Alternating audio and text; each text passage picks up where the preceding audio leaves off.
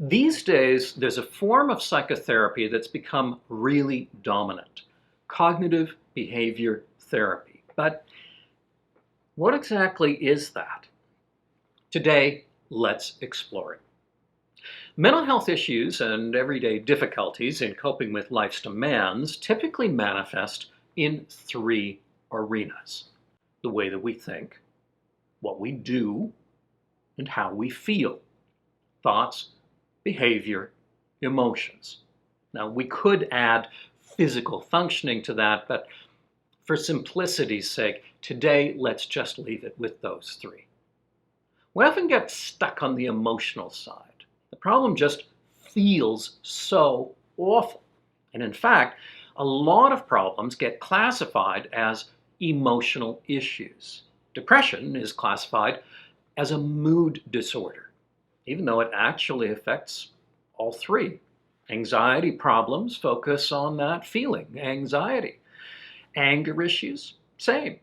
Some people look at the entire field of mental health and say it's really about emotional problems.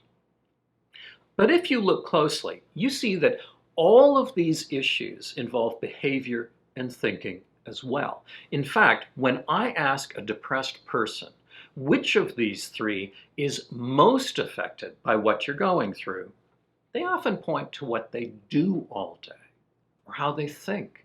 Sometimes emotion is number three on the list. Cognitive behavior therapy has the goal of helping a person change all of these areas. We want to help the person do what they want to be doing. We'd like them to be able to think about themselves in a fair and helpful way, not unrealistically badly, and not in a way that paralyzes positive action. And yes, we genuinely want people to feel better as well. Now, we don't want to get rid of all their anxiety or sadness or any other emotion. These are a normal part of life. But we do hope that they feel the full range of emotion and without the intense emotional pain that so many people find disabling in its intensity. Okay, so great. What do cognitive behavior therapists do? Well, you can hear it in the name. They tend to emphasize two of the three. We look at what a person is doing and if there might be a way to help out with that. And we look at how a person is thinking about their life and whether it really is fair and balanced or whether it's holding them back. But that seems dissatisfying, doesn't it? Like, if you're going to go through CBT, you might wind up acting like you used to and thinking in a useful and helpful way about your life, but you'll feel just as wretched as ever. Well, you can guess. That's not the goal. CBT is incredibly diverse. It has all kinds of elements, and with different people, we work in different ways. But there are some things that are pretty common. If you go to see 100 cognitive behavior therapists, there's a diagram that a fair number of them will draw for you. It's this: the triangle. So what's that about? Well, a lot of people use the triangle, or delta, as a short form for the word change. And that's what therapy is all about, some kind of change. So that's convenient, but it's pretty much a coincidence. The 3 points of the triangle, at least in this diagram, represent those three aspects of experience: behavior, thoughts, and emotions. The arms point out the reality. They're all connected. You cannot change one of these without changing the others. If you change what you do, your thinking changes a little bit and you're likely to feel a little differently. Change your thinking and what you do and how you feel will change. Change how you feel and you'll act and think differently. Change any of them and you've changed them all. So why do we focus on behavior and thoughts and not directly on the emotions? Well, there are two reasons. First, it's hard to do. Try it right now. Feel better. See? Not easy. Now, touch the screen that you're looking at. That you can do. Think of the street outside your home. That you can do. It tends to be easier to make small changes in our thoughts and our actions than our emotions. But if we do it, our emotions are likely to change too. Not always in a predictable way. That's why cognitive behavior therapy usually involves trying things out and seeing what happens. We often call these behavioral experiments. We can figure out which changes seem to help most people. And with practice, we can see what helps you in particular. Sometimes I'll ask people which of those three aspects of experience would be easiest to change if you just had to manage it for 5 minutes. Most people say thoughts or behavior. But some people say it would be easier to feel better. Emotion would be the easiest to change. And then I'll say, great. And I'll ask, well, what's the strategy you'd use? And they'll say, well, I'd go outside for a walk, or I'd think about the things I got done yesterday, or the people who've been nice to me. And this shows exactly what I mean.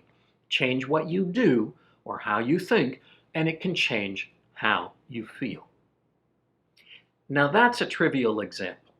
Who cares if you can feel better for 5 minutes? We want something more sustainable than that.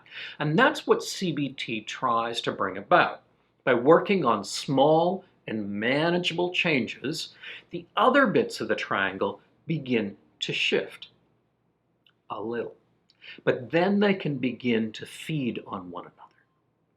In another post, I'll talk about the kinds of behavioral interventions we might use in CBT, but one of them might be a set of strategies to help you get better sleep. So let's say we do that, and you start getting 10 minutes more sleep. Big deal.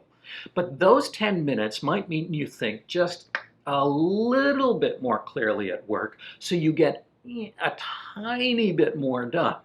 And so you feel just a minuscule amount better.